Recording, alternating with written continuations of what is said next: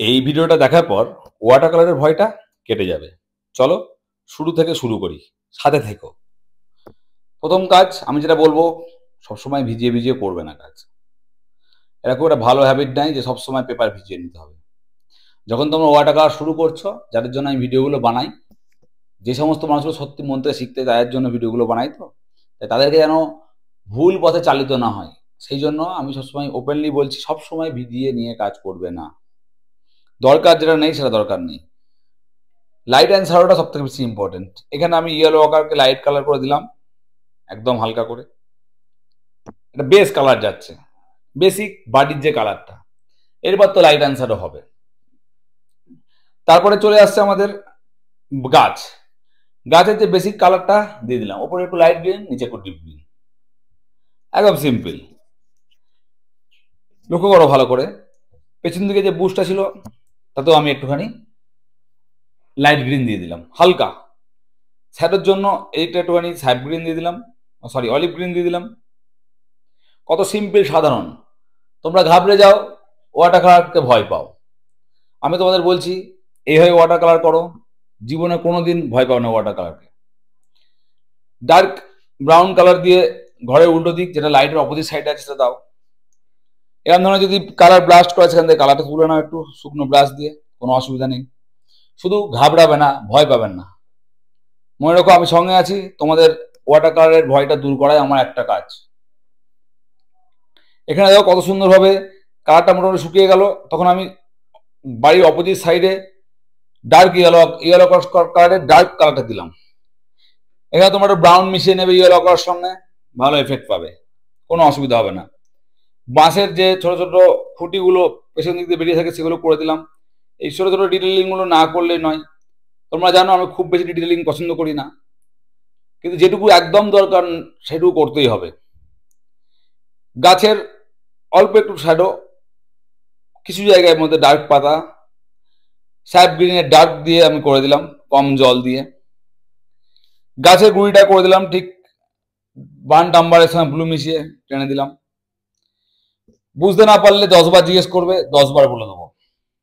আমি তাদেরকে water colour শেখাচ্ছি যারা প্রথম স্টেজে দাঁড়িয়ে আছো, ভয় পাচ্ছ, ওয়াটার কালারে কনফিডেন্ট আসছে না। যারা ওয়াটার কালার অলরেডি শিখে গেছে তারা আমার কাছে ক্লাস করে, তারা আমার কাছে প্রফেশনালভাবে শেখে। কিন্তু যারা এখনো পর্যন্ত ভয়টাই কাটাতে পারোনি, আমি ভিডিও তাদের জন্য বানাই। তারপরে আমি আছি, আরো প্রফেশনাল অনেক কিছু শেখা যাবে, কিন্তু এই ভয়টা কাটানো দরকার। অনেকে বলেছে দাদা বাড়ি আঁকতে পারছি না, গাছ আঁকতে পারছি না। এখান থেকে একটু কালার তুলে নিলাম, কারণ আমার হঠাৎ করে মনে হলো জানলাটা পুরো অন্ধকার না করে কয়েকটা জানলার গড়াত বা লোহার দান্ডা দিয়ে দিলে বিষয়টা দেখতে ভালো হবে। তাই দুটো স্টিক টেলাম, দেখতে আরো সুন্দর লাগবে। আর সিম্পল। দরজাটা একটুখানি ডার্ক করে দিলাম যাতে ভেতরের অংশটা বোঝা যায়। দেখো কতটা সিম্পল, কতটা সাধারণ ভাবে একটা বাড়ি আমি আঁকলাম। এই সিম্পলিসিটিটাই হচ্ছে ওয়াটার কালারের সব থেকে ইম্পর্টেন্ট একটা বিষয়। টালিগুলোকে সোজা সোজা দাগ দিলাম, একটুখানি এবড়ো খেবড়ো দাগ টানবে, একদম স্মুথ দাগ টানো না, দেখতে বড় বাজে লাগে। র্যান্ডাম একদম ধরে ধরে যেটুকু যেটুকু দরকার, না হলেই নয় সেই সেই জায়গাগুলো একটু ডিটেল। আমি বারবার বলছি একদম গভীর ডিটেলের দরকার নেই। যদি তোমরা হাইপার রিয়ালিস্টিক পেন্টিং করতে যাও সেক্ষেত্রে আলাদা ব্যাপার, বাট আমার মতামত অনুযায়ী যদি চলো তাহলে এইটুকু এনাফ একটা বাড়ি আঁকার ক্ষেত্রে।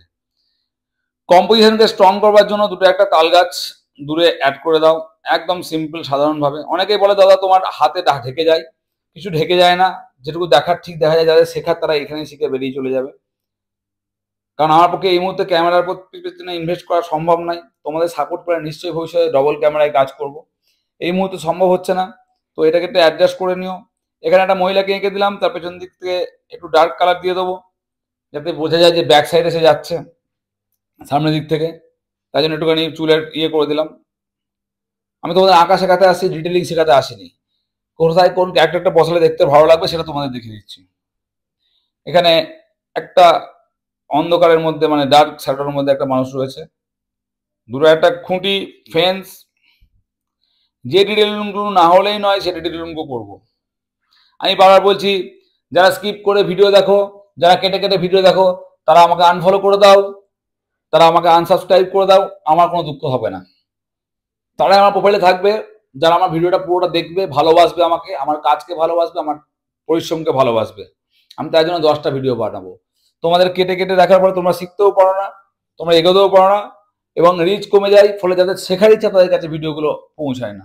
তাই মন থেকে বললাম, যদি কারো সত্যি ইচ্ছা করে যে ওয়াটার কালার শিখবো, বেসিক থেকে শিখবো, তাহলে প্রোফাইলে থাকবে, সঙ্গে থাকবে, অনেক কিছু শিখতে পারবে, কথা দিলাম। ভিডিওটা ভালো লাগলে শেয়ার করবে, সবাইকে বলো আমার চ্যানেলের সঙ্গে যোগ হতে। তোমাদের ফিউচারে ওয়াটার কালারের একটা সুন্দর ধারণা তৈরি করা দেওয়ার বাসনা নিয়ে, স্বপ্ন নিয়ে ভিডিওগুলো আমি বানাই। প্লিজ ভিডিও স্কিপ করে দেখো না, তাতে আমার রিচও কমে, আমার এনার্জিও কমে যায়। থ্যাংক ইউ সো মাচ, দেখা হবে পরের ভিডিওটায়। অনেক ভালো থাকো, অনেক ভালো কাজ করো।